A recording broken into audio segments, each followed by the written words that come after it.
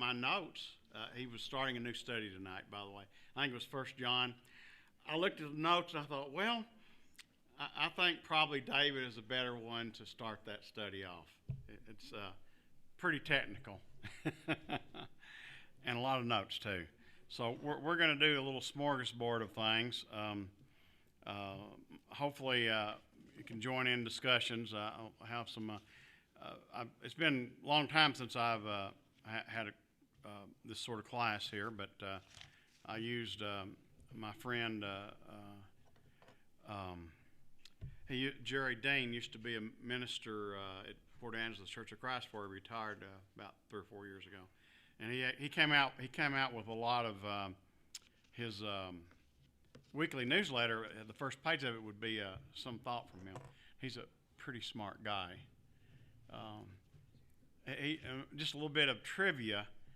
I moved out here as a young guy in 1976, a long time ago, before some of you were born. There was a preacher here, Don Coles, at that time. And after I'd been here a year or so, the congregation decided to hire a second minister to try to do work with the college. And the one they hired was Jerry Dean. And so Jerry and Patty, his wife, were here for, probably 3 years or more, 3 or 4 years, I guess.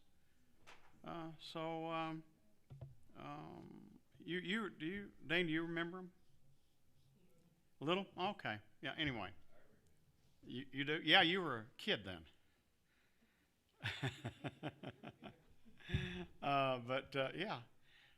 They still live in Washington State. They still live, I think, in Squim Bay, actually. Jerry's mother passed away a year or so back, and his parents had a place out on Squim Bay, right on the shore there of Puget Sound, and I think they're still living there. But anyway, just to start with a little lighter note here, this little thing is titled Truths for Mature Humans. A lot of truths in these. The first one, nothing is as bad as that moment during an argument when you realize you're wrong. Do y'all remember that feeling you get that in the pit of your stomach when that happens? I hate that.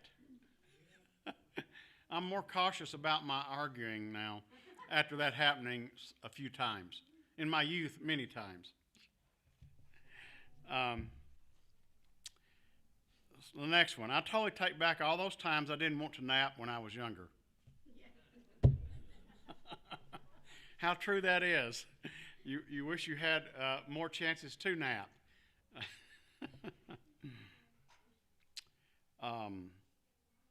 The next one, there is a great need for a sarcasm font. Have you noticed that? They got all those little things, these little shorthand things for stuff when you text, and about half of them I don't understand. I'll take a guess at what they may mean, but a sarcasm font could be useful. And this one I've wondered about for years, and I still don't know the answer to this. How are you supposed to fold a fitted sheet? Does anybody know? Apparently, several people know. How do you fold them? Very nicely. All right, that's not the answer I wanted. The inside don't look good, but the outside is amazing. Oh, no. There is a way you're saying that. Yeah.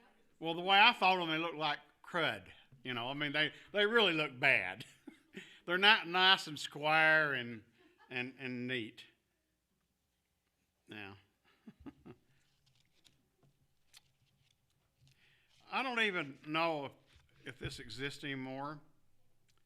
MapQuest really needs to start their directions on number 5. I'm pretty sure I know how to get out of my neighborhood.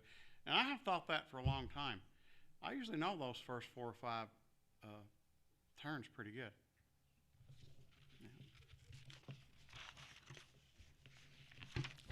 And this one is a great truth of life.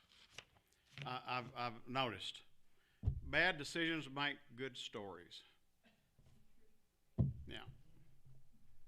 It's usually unpleasant for you too during that bad decision time, I've noticed.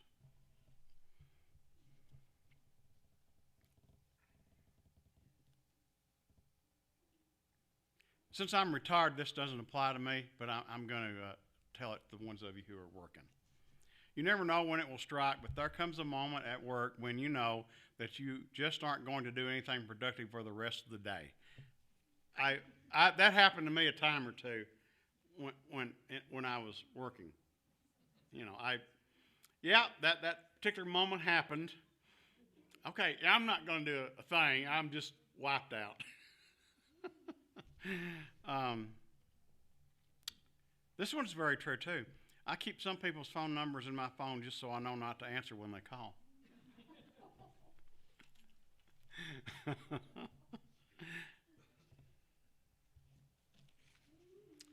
Some people have this problem. Maybe I do. I have a hard time deciphering the fine line between boredom and hunger. That is kind of tough, really. They're pretty close. They're pretty close.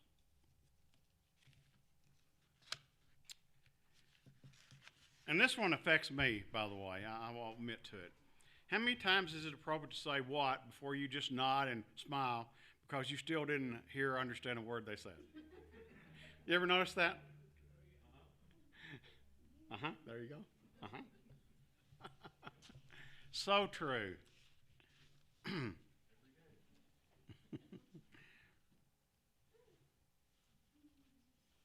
And this is a truism of life too, by the way. Shirts get dirty, underwear gets dirty, pants never get dirty, and you can wear them forever. Have you noticed that? That's true.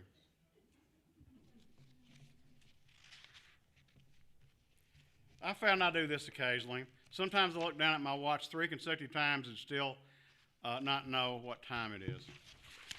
I hate it when it's like that. Of course, that means I'm thinking about something else, of course.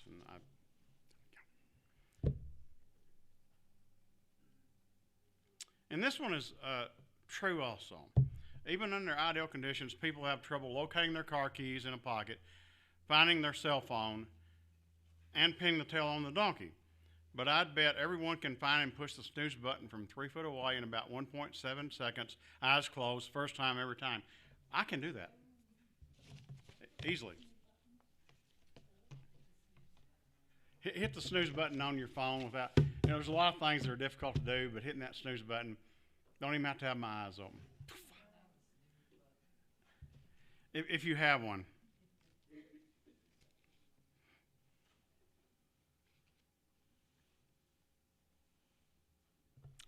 Here's a little story here. A county superintendent of education who had 3 applications to fill one vacancy among bus drivers. He devised a scenario for selecting the proper man for the job. The superintendent took the first applicant to a sharp curve on a steep grade along the road and asked, "How close can you drive the school bus, to the edge of the road on the curve without going over the cliff with the children?" The interested driver replied, "I believe I can go within 2 inches and still be safe." Pretty close. The second person who had applied for the job heard the same proposition. He checked the curve and told the county official, "I believe I can drive within 1 inch of the edge and not go over." When the superintendent took the third driver to the same highway and made a similar proposition to him, the applicant immediately asked, "Do you think I'm crazy? I'm not interested in seeing how close I can get to the edge with the bus. I'm trying to see how far I can keep away from the danger line with the bus." He received the job. Which makes a lot of sense, doesn't it? There's a borderline between the church and the world for Christians. The church means the called out from the kingdom of the world. John said, "Love not the world, neither the things that are in the world. If any man loves the world, the love of the Father is not in him." 1 John 2:15. One who seeks to stay just as near the world of sin as possible and still follow Christ has the wrong attitude. I think that's true. Sometimes it's kind of hard to find that line, though, isn't it? Where should you be in a particular place? When is it what you shouldn't be doing. Has anybody ever had that worry at times? I think probably all of us have at times. Yeah. When is it appropriate and when is it inappropriate, in a particular situation? And sometimes it's tempting to go ahead and push that edge, that push near the edge of that embankment.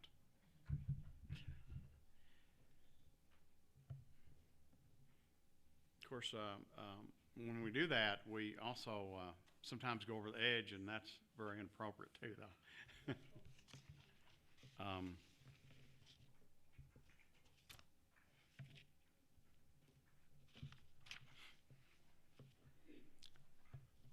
Another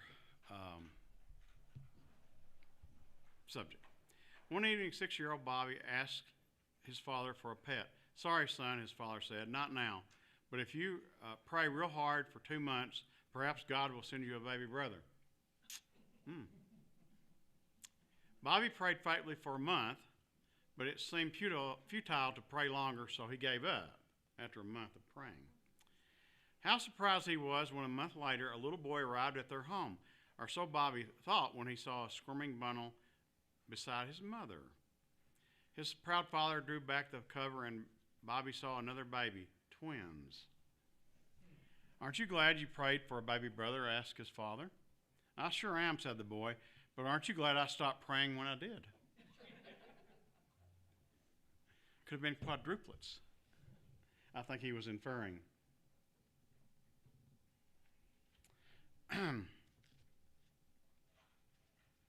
Sometimes, like Bobby, we are tempted to give up prayer when it doesn't seem to be working. Like the souls under the altar in Revelation 5:9-10, we cry out, "How long, O Lord," before you answer our prayers. And we sometimes don't like the answer given by God a little while longer. Revelation 5:11. But there is not a prayer uttered by one of God's children that God does not hear and do not touch his heart. Prayer changes things. It truly does make a difference. And so we need to be careful not to get discouraged and give up. The effective, fervent prayer of a righteous man avails much. I know at times it does seem as if prayer doesn't have any effect, doesn't it? I mean, you pray about something and you pray. And the answer may not be what you are asking for. The answer may be you're not going to get that. It's not going to happen for you. So that's kind of hard. So I guess the summary on that is maybe Bobby should have kept praying the second month. I don't know.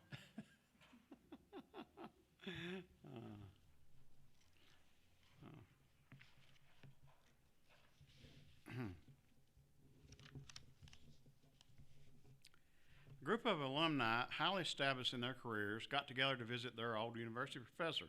Conversation soon turned to complaints about stress in work and life. Offering his guests coffee, the professor came in with a large pot of coffee and an assortment of cups. Porcelain, plastic, glass, crystal, some plain looking, some expensive, some exquisite, telling them to help themselves to the coffee.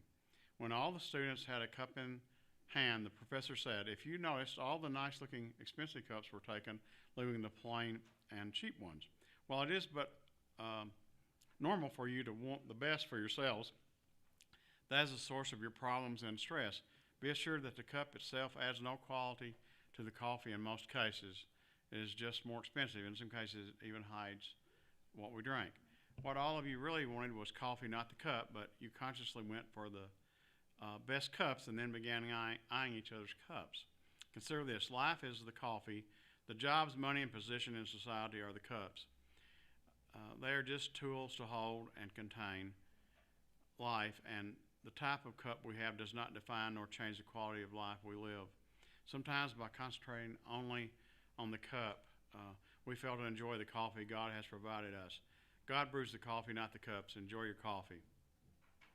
And Philippians 4:11, "I have learned in whatever state I am, therefore, to be content." I think that's so true. Have you noticed that people who strive and keep striving for more and more money, for instance, above all else at least, they're usually pretty unhappy people? Go ahead, Guy. seems like a lot of times what we do is we pray for a lot of things that we want, Mm-hmm. instead of thanking God for what we have. Right. And you have to be real careful. You end up being selfish with your prayers. Yes. So, I personally try to thank Him for what I got, or at least put a thank you note somewhere in my prayers at all times.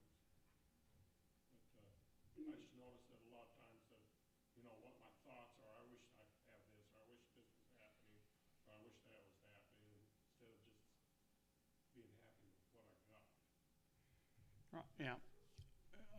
And I think it's okay to pray for that other thing, but it's also really good to be happy with what you've got too, I try to have faith yeah, that God will give me what I want and what you need too. and Yeah. what I need All right. without having to pray for it. He's going to do Mm. what's best for me anyway. So Yeah. That's a hard lesson to learn in some respects, though, I think.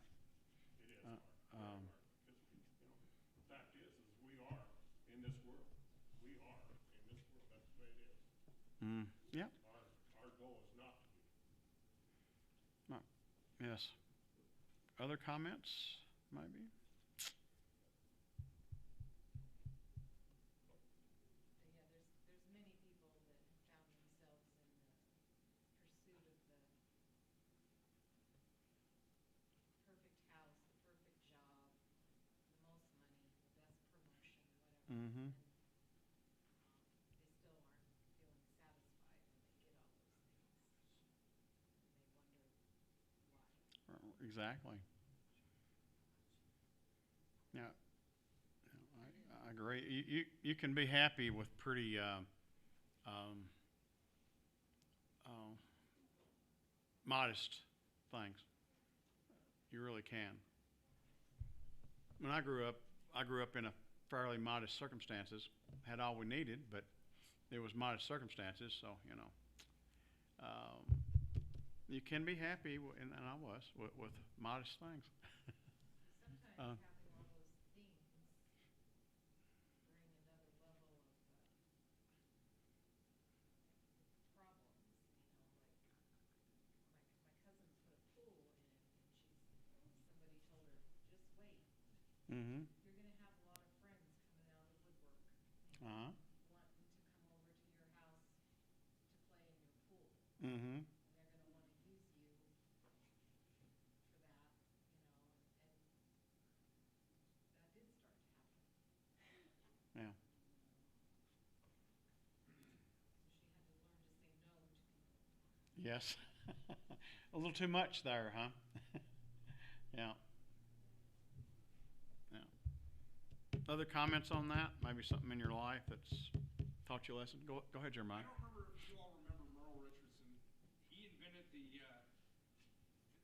Teflon plates on the bottom of the space shuttle. He invented what all oil derricks sit on the bottom of the ocean. Mm-hmm. He had everything he wanted, a multi-billionaire. His son-in-law murdered his daughter, and he lost his grandkids. He lost his daughter. He lost everything, because even though he had money. And he'll tell you to the day he died, he'd rather have his daughter one more day. Right. We can't have the materialistic things in our lives and think they're the most important thing. We're not of That's this right. world, and it's hard to remember that too. And I had a hard time with it until I heard his story, and I just heard it again this week from a friend of mine was talking about it when he preached on Sunday, and it reminded me, we can't dwell on what we can't have in this world. We need to focus on what God has given us and be happy for what we have. Mm-hmm. No, I agree with that. Be happy in the circumstances you find yourself. It doesn't stop you from trying to improve that, but be happy in your current situation. If you're basing your happiness on some future thing, that's not going to work out well for you. That might or might not happen for you. That future goal or thing that you think might make you happy. I've usually, not always, found that. I know when I was a kid, I'll use this as an example.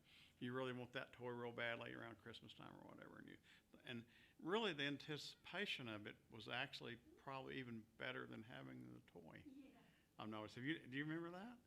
the anticipation was incredibly good. Your imagination can just do all kinds of things with something like that, and it's just going to be so good that toy of whatever it is, or doll, or whatever it may be, and it turns out it's probably okay when you get it, or if you get it, but it doesn't quite meet that anticipation. It's not quite as good. At least I found it that way anyway.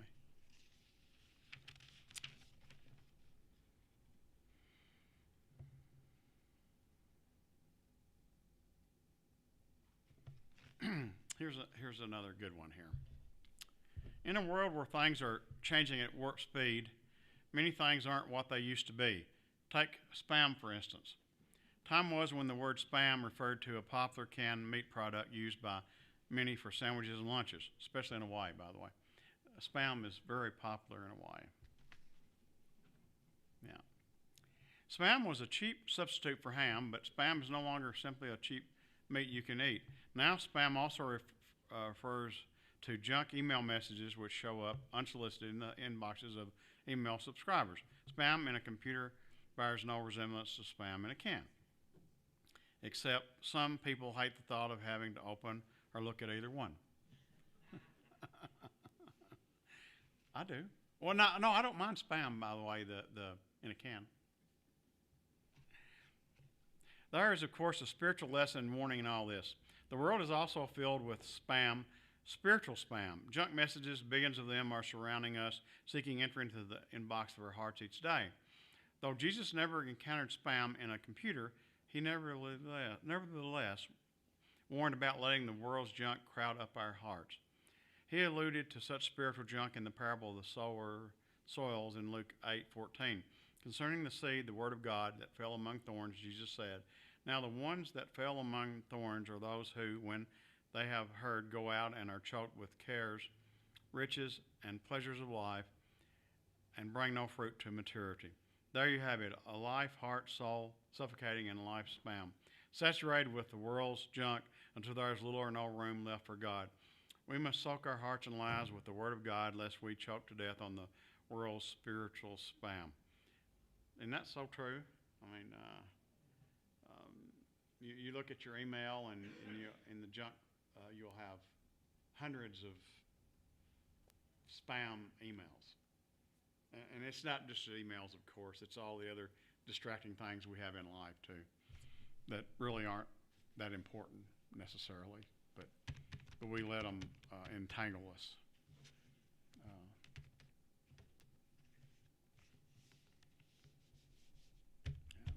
Any thoughts on that?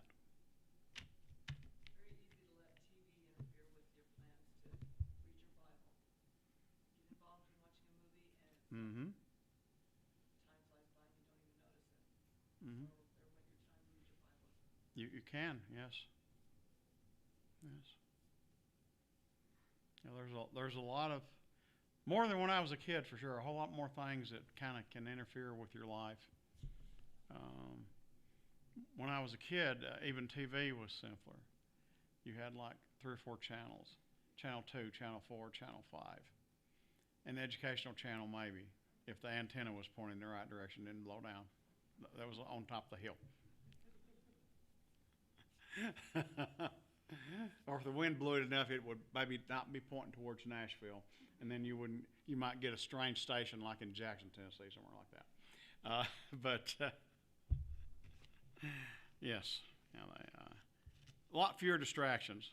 You could go out. I could run around on Cane Creek and go fishing and exploring, and that's what there was to do. And you could read too, of course. But nowadays there's so many things. There's cable TV, satellite TV, and plus all the internet type things you can do, Disney Channel and you name it.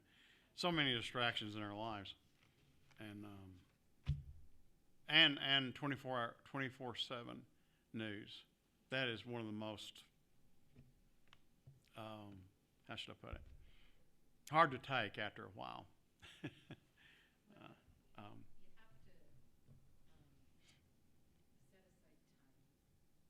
Mm-hmm. pursue the Lord, to pursue His word. Mm-hmm. You can't leave it to just, I'll get around to it.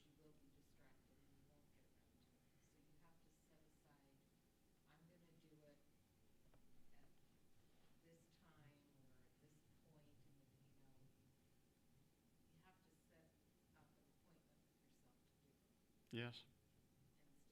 and stick to it. And or else you will get distracted. Yeah, I agree. There's way too many distractions. Simplify is better, I think. Yeah.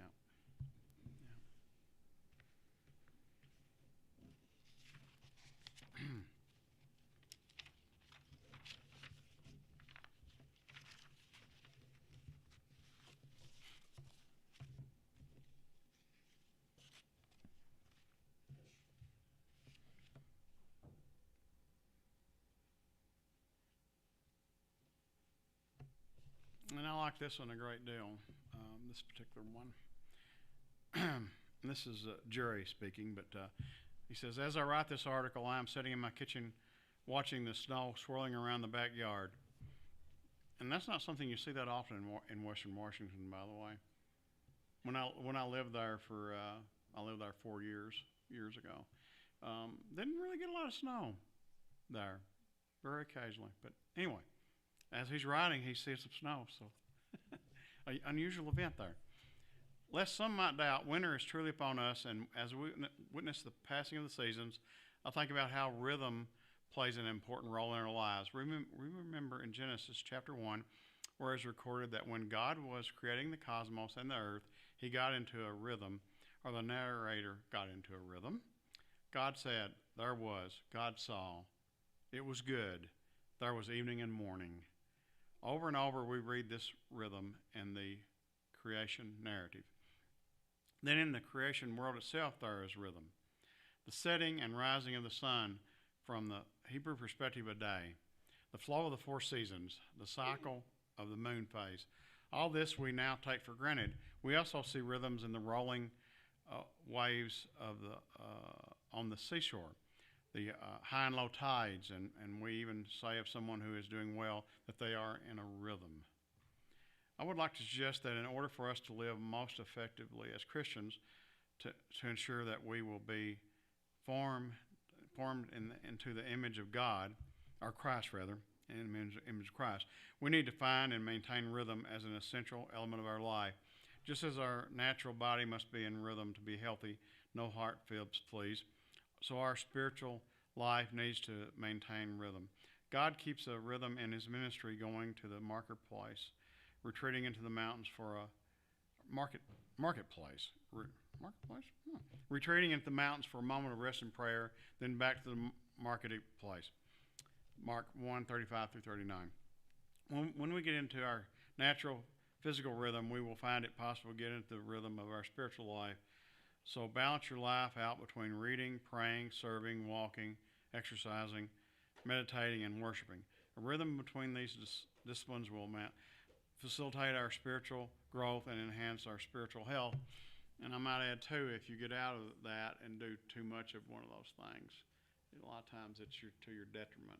You do need a rhythm and a nice rhythm to all those important things in your life. And you feel mentally and physically better when you do, I've noticed. Like when I don't eat right, for instance, I notice it. I get out of rhythm, so to speak, and I don't feel good. I'm sure others are like that, you know. Or maybe you get out of the rhythm of getting enough sleep. Sometimes you have no choice. Your job may cause that, but that's not good though, because you don't feel very good, do you? When you get out of that rhythm. So rhythm is so important for our spiritual and physical and mental health, I think. Any other thoughts on that, anyone?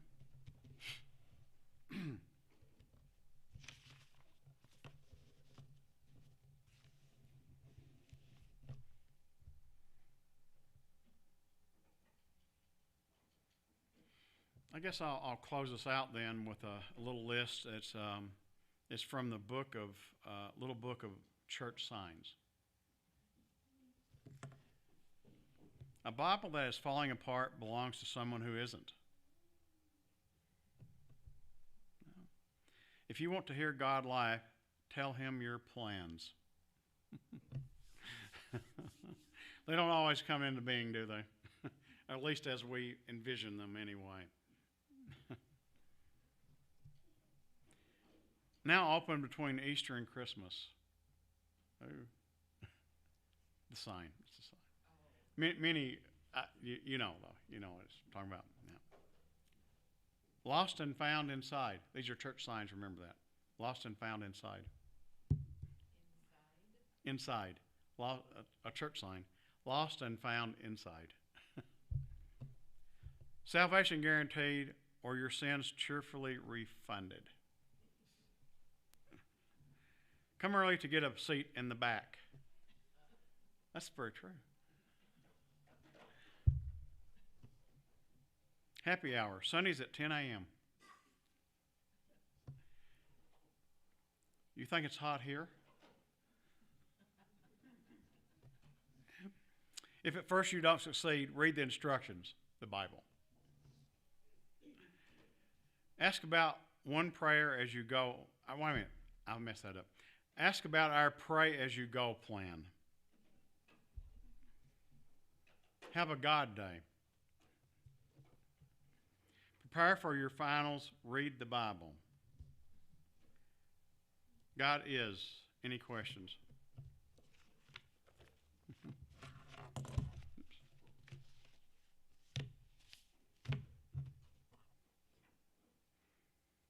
Yeah, I forgot to see if there were any announcements by anyone. Does anybody have anything before we have our closing prayer?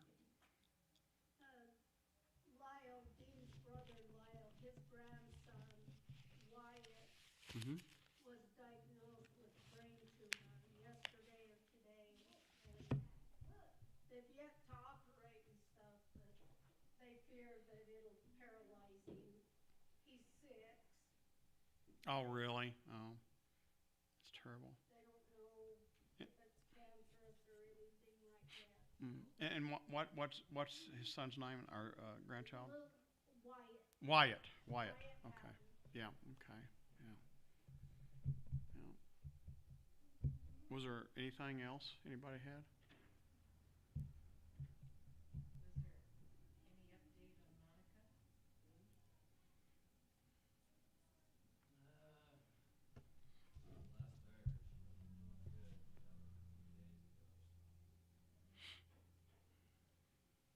was a few days ago. And I don't know of anything else. I don't think so. We'll just have our closing prayer then. Pray with me. Our Father in heaven, we ask that you be with us as we leave here tonight. We want to thank you